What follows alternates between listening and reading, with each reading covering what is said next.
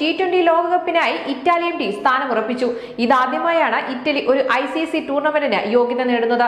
July 11 വെള്ളിയാഴ്ച നെതർലൻഡ്സിനോട് തോറ്റെങ്കിലും അടുത്ത വർഷം നടക്കുന്ന ടൂർണമെന്റിലേക്ക് ഇറ്റലി ഇടം നേടി. വെള്ളിയാഴ്ച ഹേഗിൽ നടന്ന മത്സരത്തിൽ ഇറ്റലിയെ നെതർലൻഡ്സ് 9 വിക്കറ്റിന് തോൽപ്പിച്ചു. എന്നാൽ ആദ്യ 2 സ്ഥാനങ്ങളിൽ ഫിനിഷ് ചെയ്ത ഇറ്റലിക്ക് യോഗ്യത നേടാൻ കഴിഞ്ഞു. ഇതോടെ നെതർലൻഡ്സ് അടുത്ത വർഷത്തെ ടൂർണമെന്റിലുള്ള സ്ഥാനവും ഉറപ്പിച്ചു. വെള്ളിയാഴ്ച സ്കോട്ട്ലൻഡിനെ പരാജയപ്പെടുത്തിയ നെതർലൻഡ്സ് 5 പോയിന്റുമായി മത്സരത്തിൽ തുടരുമെന്ന് വിലയിരുത്തപ്പെട്ടെങ്കിലും ഇറ്റലിയുടെ മികച്ച നെറ്റ് റൺ റേറ്റ് അവരെ T20 ലോകകപ്പിലെ എത്താൻ സഹായിച്ചു. ഫുട്ബോളിലെയും അടുത്തിടെ ടെന്നീസിലെയും മികച്ച പ്രകടനങ്ങൾക്ക് പേരുകേട്ട ഇറ്റലി കഴിഞ്ഞ മത്സരത്തിൽ സ്കോട്ട്ലൻഡിനെ പരാജയപ്പെടുത്തി T20 ലോകകപ്പിന് യോഗ്യത നേടാനുള്ള ഒരുക്കത്തിലായിരുന്നു. ഇതോടെയാണ് ഇറ്റാലിയൻ ടീം എല്ലാവരുടെയും ശ്രദ്ധ പിടിച്ചുപറ്റാൻ തുടങ്ങിയത്. BBLൽ കളിച്ചിട്ടുള്ള ജോ ബേൺസ്, മാനിറ്റി സഹോദരങ്ങൾ പോലെയുള്ളവർ ഇറ്റാലിയൻ ടീമിലുണ്ട്. ടീം മാറി ഇറ്റാലിയൻ ടീമിൽ ചേരുന്നതിന് മുന്നേ ബേൺസൺ ഓസ്ട്രേലിയയ്ക്ക് വേണ്ടി ടെസ്റ്റ് ക്രിക്കറ്റ് കളിച്ചിട്ടുമുണ്ട്.